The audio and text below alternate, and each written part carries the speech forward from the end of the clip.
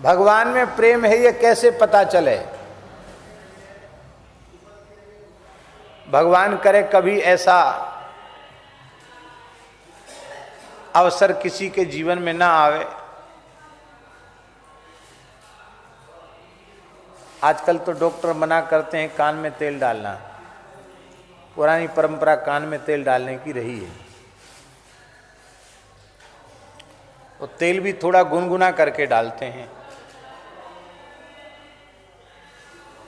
अब हाथ से छूने पर तो तेल उतना गर्म नहीं लगा, और भीतर कान कितना कोमल होता है। और थोड़ा ज़्यादा गर्म कान हो, तेल हो जाए, माने थोड़ा तेज गर्म, और वो धोखे से कहीं कान में पड़ गया तो व्यक्ति की क्या हालत होगी? छटपटा जाएगा।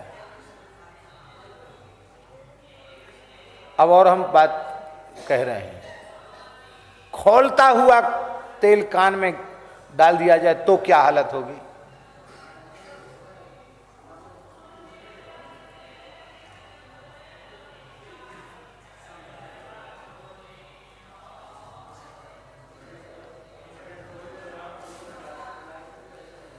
अब ये सब केवल प्रवचन की बातें हैं, अनुभूति की बातें नहीं हैं। नरक में तो सब भोग के आए हम लोग। पर निंदा पर चर्चा सुनी तो कानों में खोलता हुआ तेल भी डाला गया होगा, चयन कितनी बार डाला गया होगा। उस समय जितनी पीड़ा होती है, किसी के कान में खोलता हुआ तेल गिर जाए, उससे जितनी पीड़ा होती है, उससे भी 100 गुनी ज्यादा पीड़ा संसार की बात सुनने में होने लग जाए तो समझ लेना चाहिए कि भगवत प्रेम इसे मिल गया है। और कथा में ऐसे, और उस कोने में बैठकर कोई खुसर पुसर कर रहा है। निंदा की बातें खुसर पुसर में ही आती हैं। उस कोने में बैठे को खुसर पुसर कर रहा है, एकदम नींद वींद सब गायब। वहाँ से क्या कह रहा है, इसके होठ कैसे हिल रहे हैं, ये कैसे आंख मटका रहा है, अरे ये बात कह रहा होगा। और फिर क्या कहते हैं, सुनी चाहे भले कुछ ना हो, अरे हमें सब पता, तुम क्या कह रहे, हमने सब सुन ली। माइक लगा हुआ है, इतनी जोर से बोल रहे हैं, चिचियाए के बोल रहे हैं, तब तो तुम नींद आ गई, तुम सो गए। कथा का शब्द सुनाई नहीं पड़ा, पर निंदा पर चर्चा दूर की खुसर पुसर भी तुम्हारी समझ में आ गई। कहाँ है भैया भगवान में प्रेम? संसार की चर्चा, विषयों की चर्चा अच्छी लगती है, भगवान की चर्चा अच्छी नहीं लगती।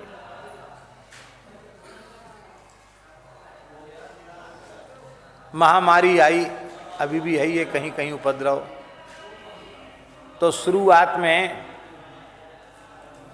हमारे मन में भी ललक जगी, भाई देश में रहते कहाँ क्या हो रहा है, सुनना चाहिए। फिर जब वही शुरू हो गया, अरे मैंने कहे तो बहुत बुरी चीज़ है। शरीर में कोरोना हो ना हो, बुद्धि में कोरोना जरूर घुस जाएगा। हमने कहा भैया अब समाचार बिल्कुल नहीं सुनना, चिंतन बिगड़ रहा है।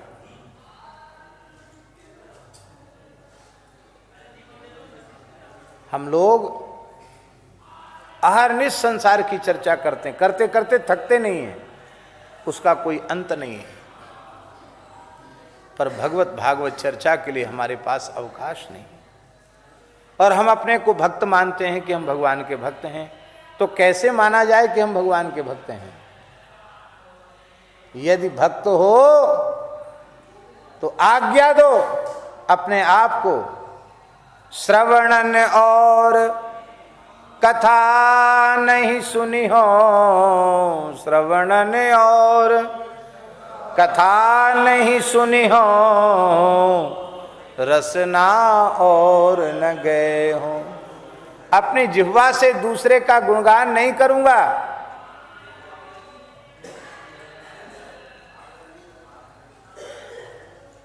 अब ये व्यर्थ की बकवास जिह्वा नहीं करेगी।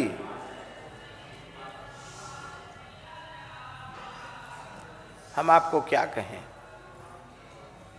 बड़ा दुर्भाग्य है हम लोगों का कि इतनी बढ़िया बढ़िया बातें कहकर भी हमारे गले के नीचे नहीं उतर पा रही, समझ में नहीं आ रही है।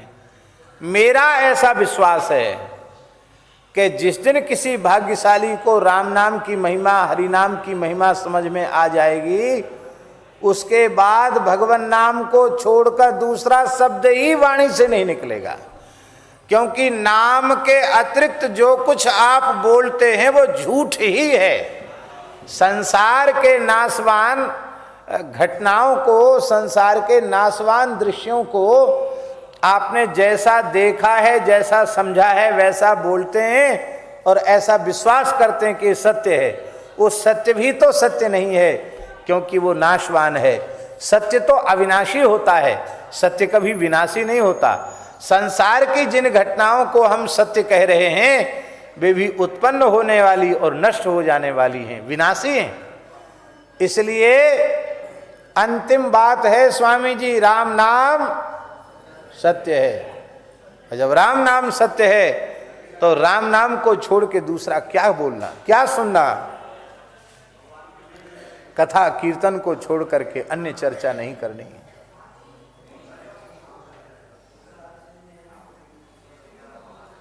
कमी हमारे अपने में ही है, दूसरे की कोई कमी नहीं, अपनी कमी है। लेकिन हम अपनी कमी दूर नहीं करना चाहते हैं।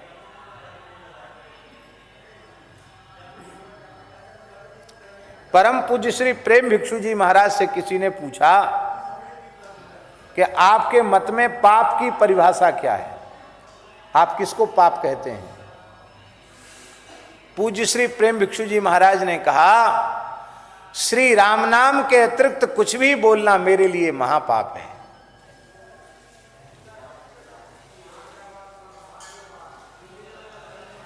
ऐसा निश्चय करना पड़ेगा कि श्रवण और कथा नहीं सुनी हो। रामकृष्ण नारायण के चरित्र, रामकृष्ण नारायण के उपासक भक्तों के चरित्रों को छोड़ करके मैं अपने कानों से और कोई अन्य निंदा, अन्य चर्चा नहीं सुनूंगा। और श्री रामकृष्ण नारायण और श्री रामकृष्ण नारायण के भक्तों के गुणगान को छोड़ करके मैं दूसरी कोई चर्चा अपनी जिह्वा से नहीं करूंगा, अपनी रसना से नहीं करूंगा। ऐसा निश्चय हमें भीतर से करना पड़ेगा।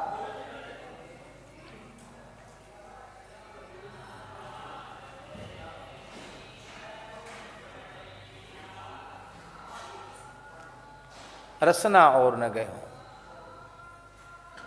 अपनी जिह्वा से दूसरी चर्चा नहीं करूंगा।